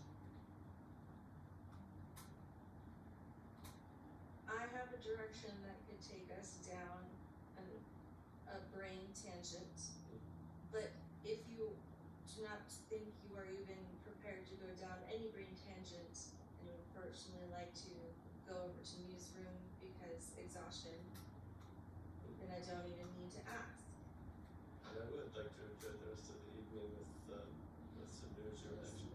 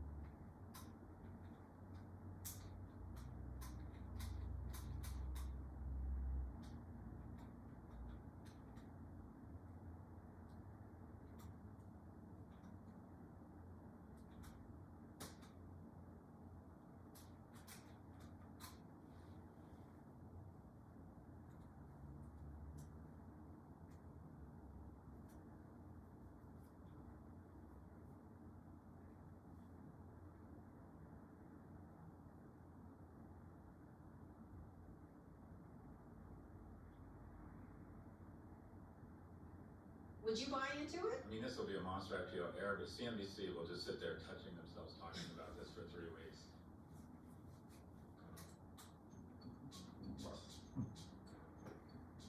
Hi everyone, this is Pivot from New York Magazine and the Vox Media Podcast Network. I'm Kara Swisher. And I'm Scott Galloway. I have returned to our country, Scott. Yeah, you look much better. Thank you. How was your travel back? It takes, you leave yesterday and arrive or no, you leave tomorrow and then you arrive today. I don't know. It's just like, I left at 10 a.m. and then I got back, it was the same day at 10 a.m. That's all I know. It's funny because I can confirm you have not aged since yesterday. We've got a lot to get to today, including NVIDIA making history, kind of crazy, and Elon making Rockopedia. But first, OpenAI is finally a for-profit company, and I knew this would happen. And Elon tried to stop it. It announced this week that it's formed a public benefit corporation similar to the structures of xAI and Anthropic. Under the new setup, OpenAI's nonprofit foundation gets a 26% stake, worth about $130 billion, and will run the for-profit arm. It's the same board, by the way, I think. Microsoft gets 27% and keeps exclusive rights to OpenAI's tech through 2032. Sam Altman reportedly does not have a significant stake. I feel like he's going to do just fine. There's a buzz about an IPO as early as next year, possibly at $1 trillion valuation out of the gate. But Altman's saying there's no specific time frame yet. Talk a little bit about this because we've talked about the idea of them going public, and this looks like, and a lot of companies not going public. And I just want to note, OpenAI is also sharing estimates for the first time. This is a drag on them, I think. How many ChatGPT users are struggling with mental health issues? The company says in a typical week, about 0.07% of users show possible signs of mental health emergencies. And while that percentage sounds small, remember ChatGPT has 800 million weekly active users. OpenAI says they've consulted with more than 170 mental health experts to help improve responses during, quote, challenging conversations. Character AI, which is probably the worst in this, barring people under 18 from using its chatbots, starting next month. You're kidding, Character AI. Long time coming, should have happened right at the start.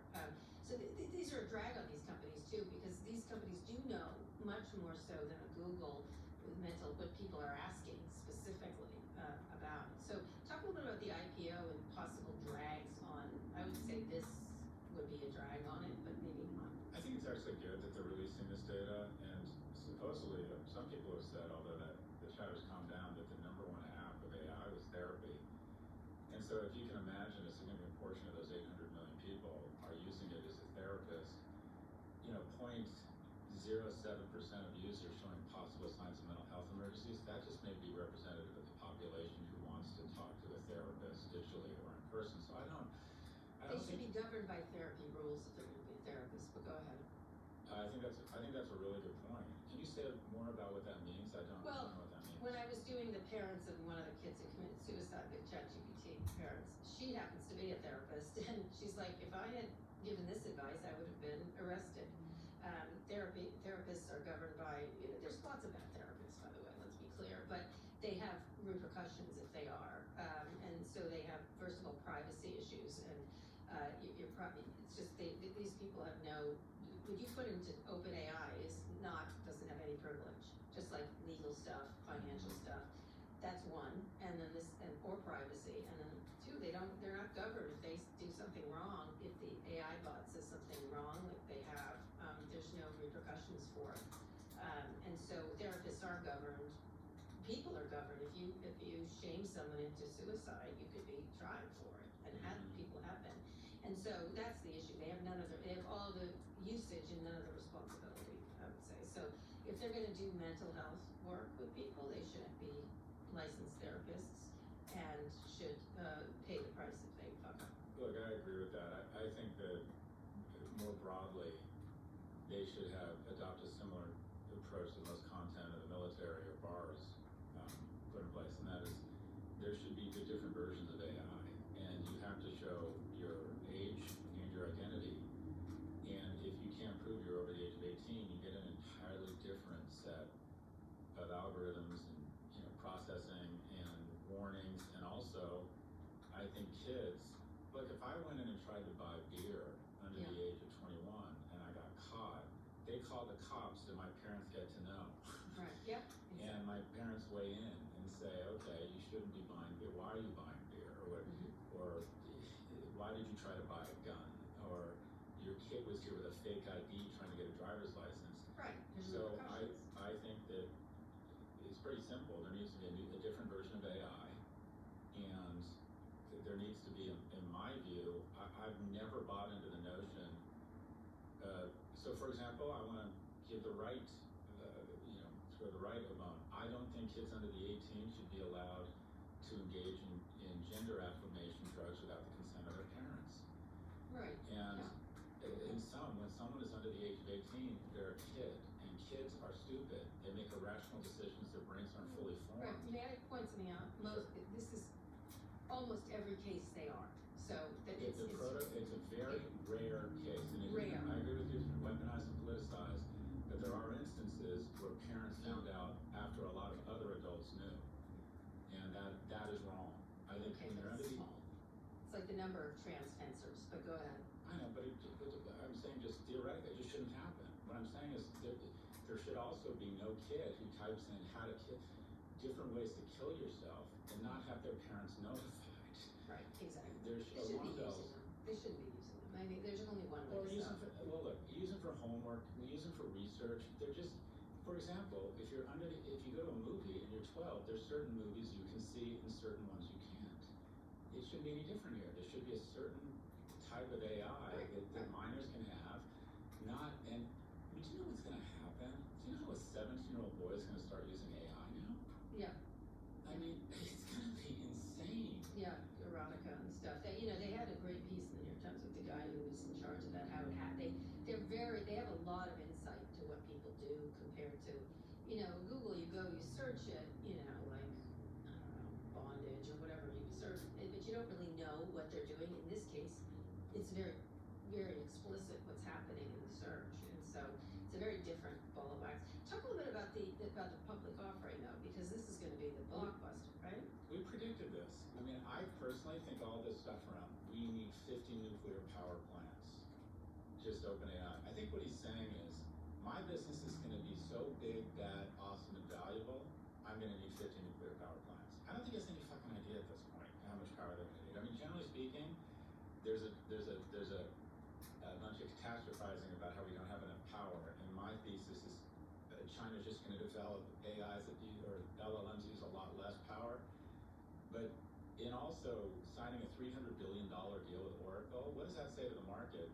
It says, oh my God, he knows more than us. He thinks it's gonna be $1 trillion revenue company. And all of this, he is a very bright guy, and to be clear, he is focused on nothing but his quote unquote insignificant stake in AI. And his insignificant stake might be only 5 or 6%, but of $1 trillion valuation, Yeah. it might get, he's gonna make $50 or $60 billion. And he has energy companies, and he has blank. And I just love how we continue to fall for the hushed tones. I know I don't get He's gonna paid. make a lot of money. I don't get paid. This is why I'm doing this. Yeah, he's Yeah, getting paid. but meanwhile, I've decided that porn for kids, synthetic porn, lifelike porn for kids, is good for the world and is helping the original mission of using AI to improve and protect humanity. I mean, when do we clue in and realize everything these guys do is to get the incremental dollar? And Absolutely. and in my view, that's fine, as long as we recognize it, regulate them, and then tax them such that we can reinvest. Yeah, whenever they say we're not here for the money, I'm Oh, like, yeah. we're here for the money. Oh no, I always tell kids. This is the only reason I appreciate Trump. It's like, how much money can He's I naked. make? Yeah, he's Right, transparent. naked. I was at the VCs who get on stage at business school and say, well, it's never about the money, we fuck their sister for a nickel. But anyway, Oh my God. okay, that's not fair, 10 cents. So, look, this is where the IPO markets are right now. The IPO markets are essentially branding events. He is an amazing brand builder. He's done a great job being in the news. OpenAI is the leader in what is considered the tectonic He's got to shift in be. the technology. Also, the capital needs of this company are so extraordinary because it's a capital war right now. Because I think they've all figured out there's probably going to be one in the 7 dwarves, and it's a capital race. And by the way, the last stop on the valuation train are people, the only people, investors willing to pay $1 trillion valuation for a company with